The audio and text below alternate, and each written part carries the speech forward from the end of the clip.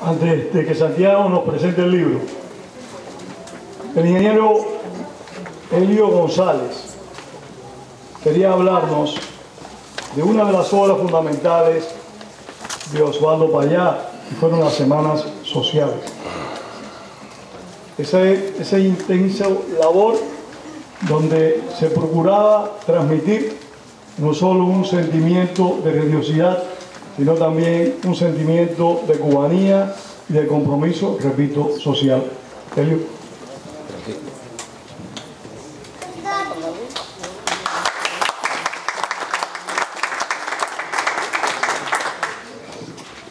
Para ser breve, he tratado realmente de extractar lo más posible la historia de Payá alrededor de este fenómeno que podemos llamar las Semanas Sociales Católicas en Cuba.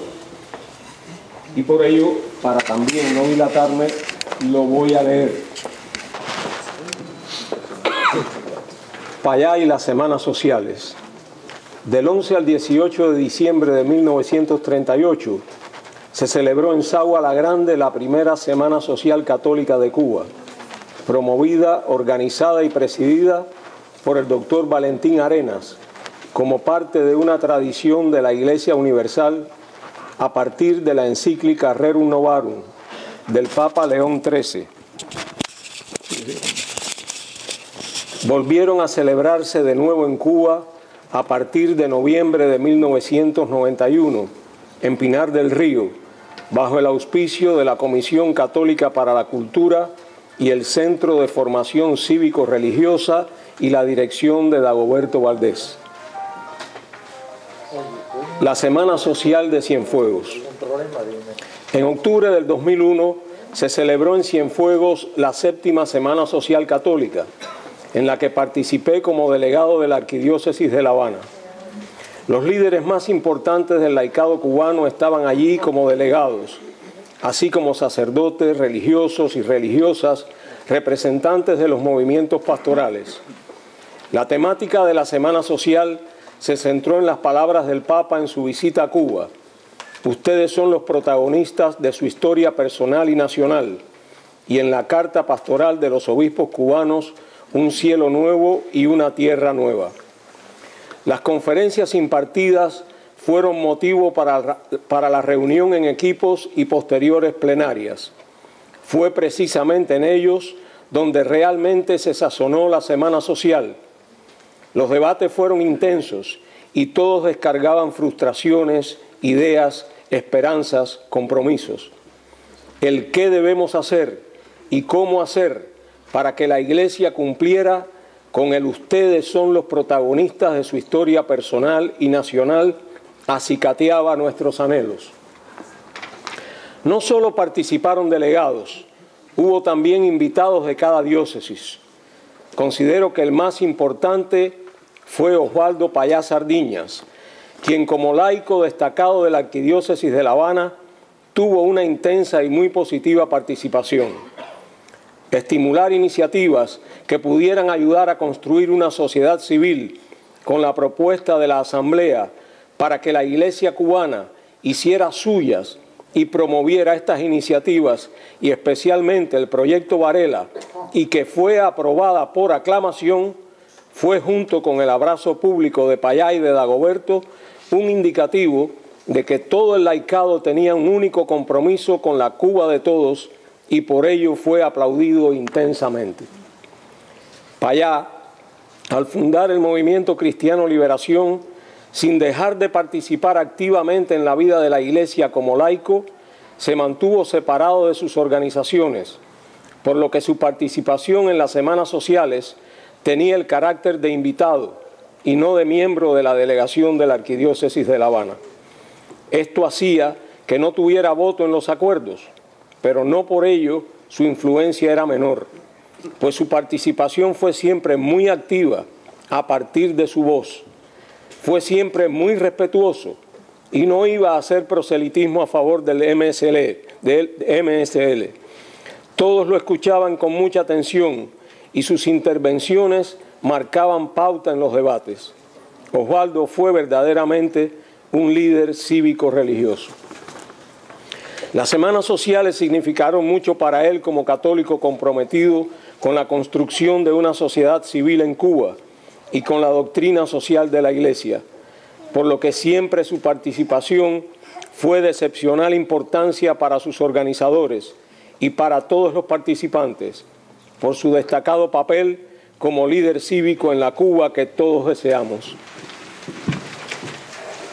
10ª Semana Social.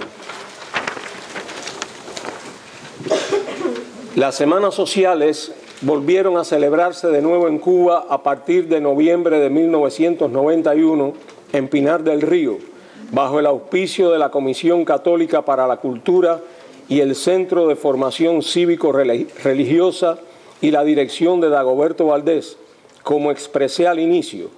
Lo repito porque Osvaldo participó como invitado de Dagoberto y no por designación diocesana. A partir de 1997, el evento pasó a ser organizado por la Comisión Nacional de Justicia y Paz, un organismo de la Conferencia Episcopal. La 10ª Semana Social se celebró en La Habana del 16 al 20 de junio del 2010, bajo el lema Testigos de la Esperanza y Promotores de la Paz. Participaron en ella figuras de la Iglesia como Monseñor Dominique Manberti, secretario vaticano para las relaciones con los estados, y de la comunidad cubana exiliada, como Jorge Domínguez, Carmelo Mesa Lago y Arturo López Levi, así como el cardenal Jaime Ortega y Monseñor Emilio Aranguren. Sin embargo, Osvaldo y Dagoberto, figuras cimeras de las semanas sociales en Cuba, no fueron invitados, lo que provocó el rechazo de muchísimos laicos comprometidos, tanto en Cuba como en el exterior.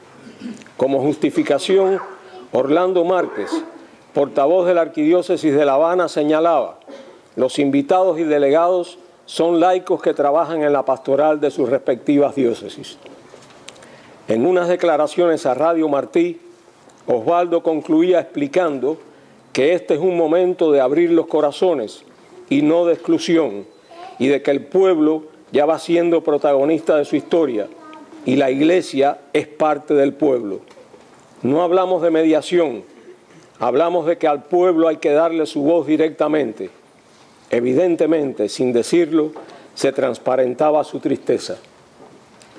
Para terminar, quiero leerles un fragmento del documento escrito por Dagoberto a raíz del fallecimiento de Osvaldo, titulado Osvaldo Payá, los frutos del sacrificio.